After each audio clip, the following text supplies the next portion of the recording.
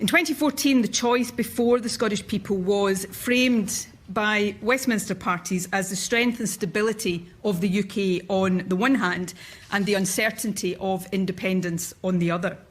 The reality in the years since has been very different.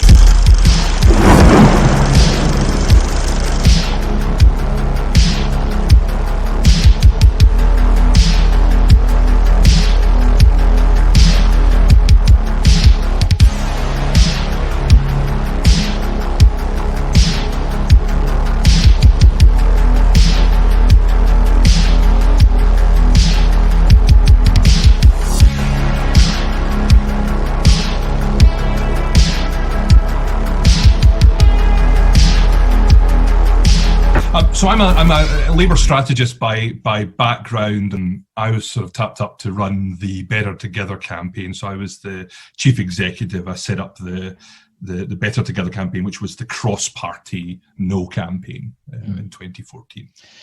We invested all of our money, all of our time, all of our resource, all of our energy in the early part of the campaign to try and find out what people actually thought.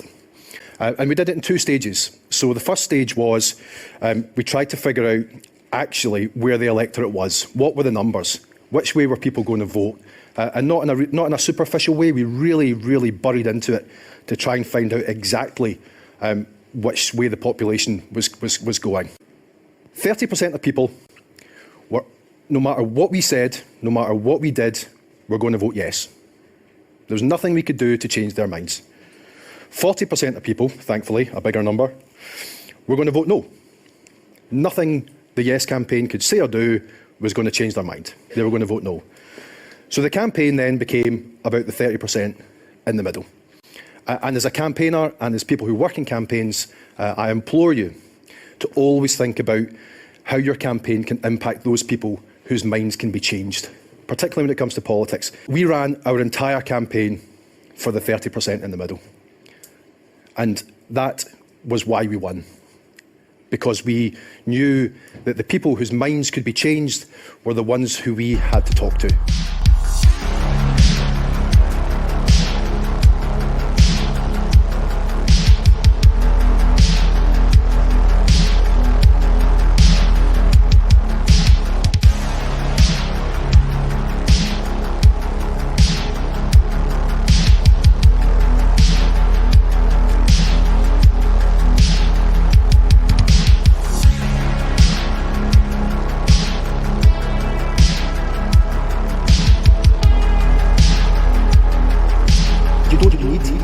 Uncertainty, you can have the strength, the security and the stability of being part of the economy.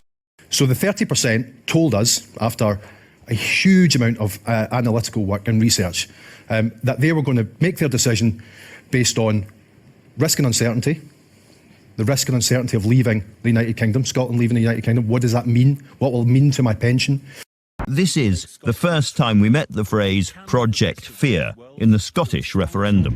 When it comes to voting government, getting government you didn't vote for, I didn't vote for him, but I'm stuck with him. I just accept that's what happens in a democracy. We can use the ruble, we can use the yen, we can use the dollar, we can use the yen, we can use the dollar. Darling, can't we use the pound anyway? Of course we can use the pound.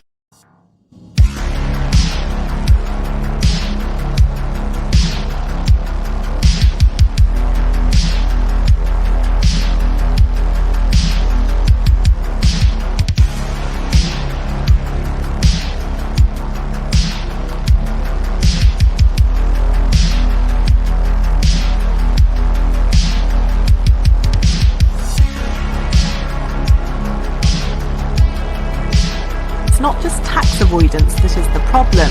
Ian Taylor was implicated in the cash for access scandal where payments were made in exchange for meetings with the Prime Minister.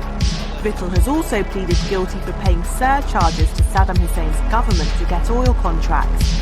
The company also organised the first controversial sale of Libyan rebel oil in 2011.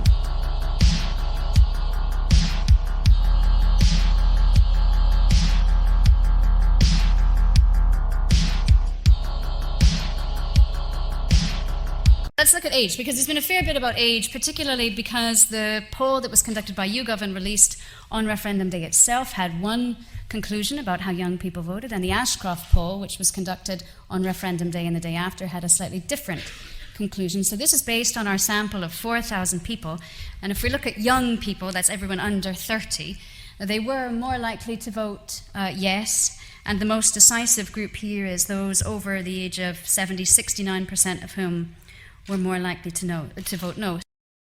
Obviously, I'm campaigning for the no vote, better together. You know, the pensioners system that we have at the moment is backed up by 65 million people. If you get independence, we're down to 5.5 million people. Right. So both the state pension and the private pensions which people have to take out will have to be funded by that smaller group of people. How are they going to afford this? That's what I'm saying. But you hear that much. Oh, I know. You know, there's that much, oh, don't do this and don't do that. Yeah, I know that. But I would like to vote yes if it was going to be completely different. You know, because this world at the moment is upside down, as you know. Yeah. I've got two grandkids growing up, one's university, one's at school and so on. They're going to have children, obviously. I'm not going to risk their future for me. No way. I know. So, go and think about that. I will do. Think seriously So about it.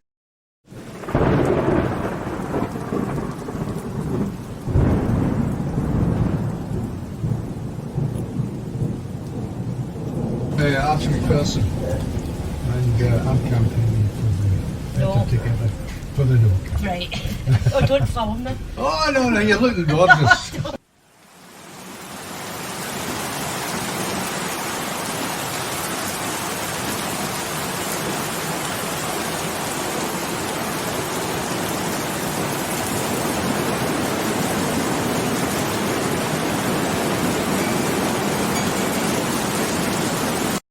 If Scotland walks away from the UK, it walks away from the UK pound.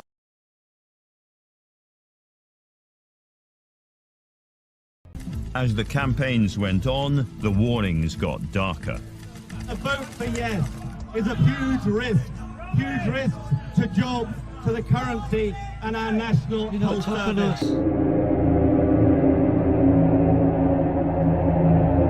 Am I tough enough? Tough enough? Hell yes, I'm tough enough.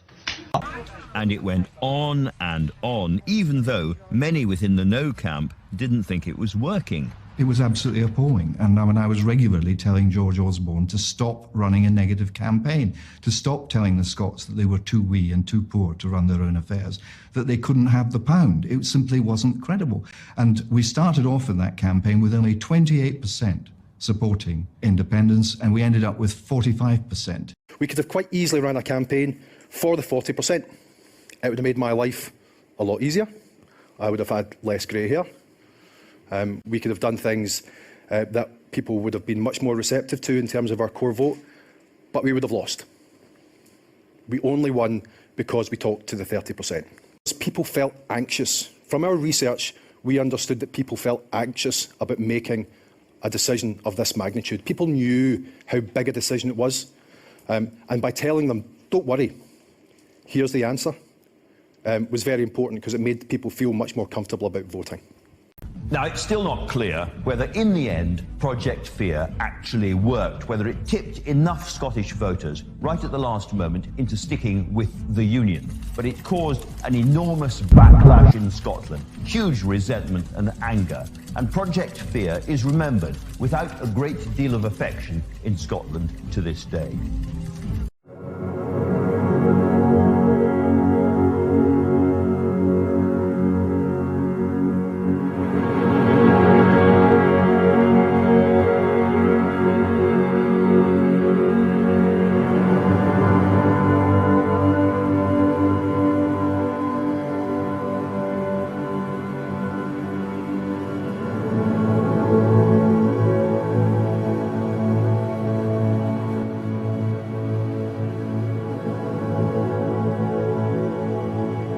conceding this The point. risk to Scotland's European membership is not independence, it's the in-out European referendum that the government of which you are Here a we part go. is proposing. Yet another piece That's of the negative risk to scaremongering from Scotland's Nicola membership Sturgeon. of the European They've Union. been saying this for days now. They want to try and pretend You that said if we on stay Sunday- as the United Kingdom, we will be out. We Because can you're find wanting us to ourselves leave. in the position where the UK as a whole votes to come out and we vote to stay in and we get taken out against our will. You can't possibly defend that.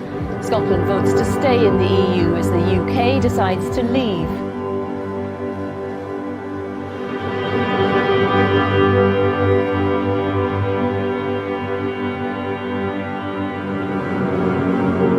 Other argument that the Nationalists make about this being about the government in Westminster.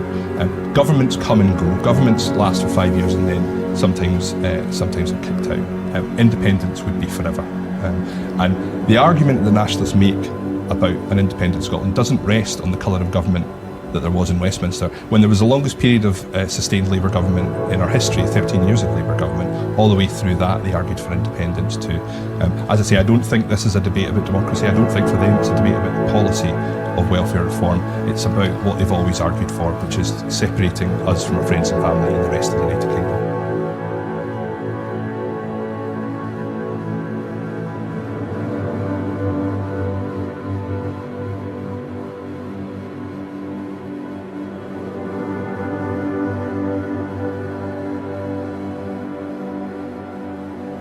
The strength, security and stability of the UK. Risk and uncertainty.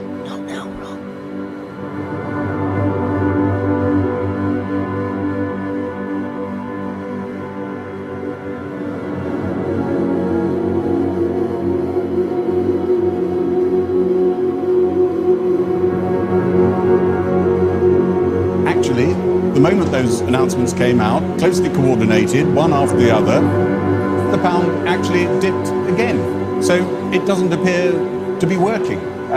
And what we're looking at the moment, it seems, is a currency that is going to bounce around quite a bit with an overall trajectory, even after this intervention, that is downwards.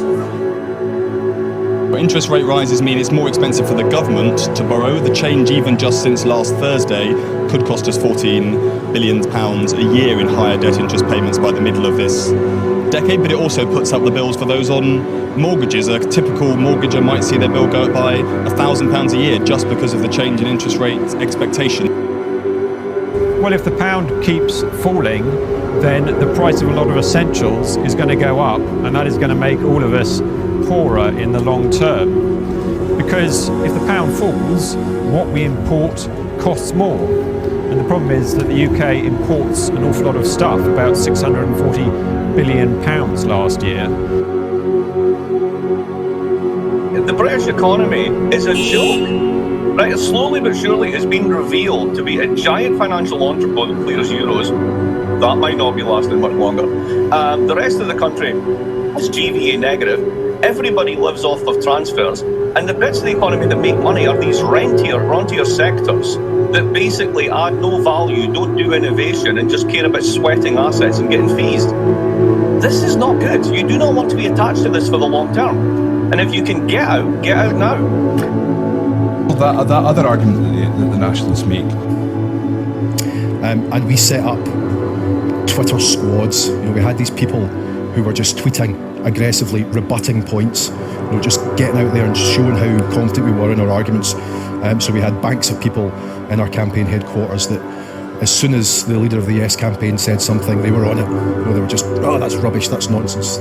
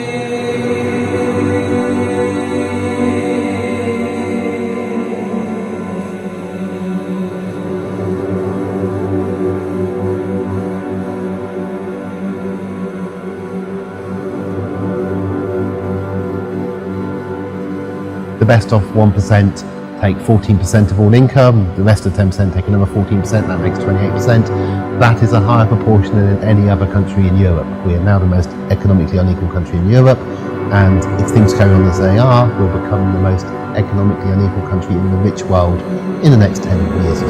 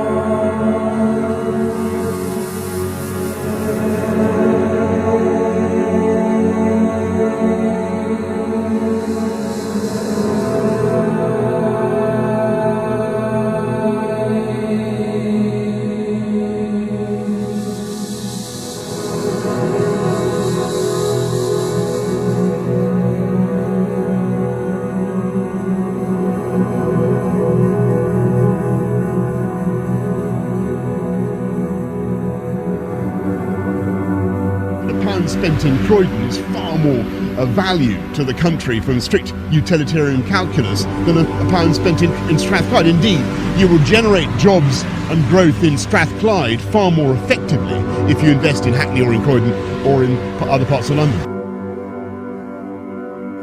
The strength, security and stability of the UK.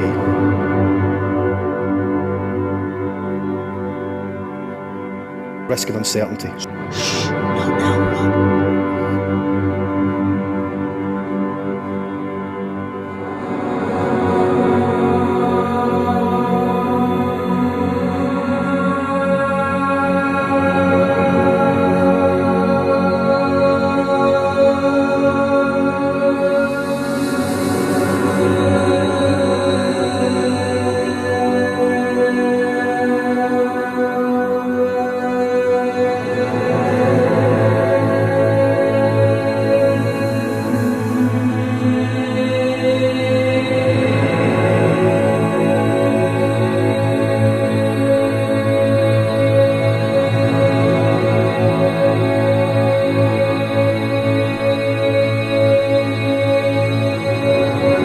Ref 2 happens next year, what would the result be? Be it yes, no, leave, remain? It would be a vote to remain in the UK. Confident? I'm extremely confident at the moment. And it's interesting, I've heard this argument from nationalists that Boris Johnson is going to be leader of the Conservatives. Well, the only way that will happen is if David Cameron loses the next election. So, yes, need to work out which scare story is it. Is it going to be a Conservative victory at the general election, or is it going to be Boris Johnson as leader of the Conservative Party? It's inconceivable to you that Boris Johnson might eventually lead the Conservative Party? I can't imagine that a serious political party would elect Boris Johnson as leader.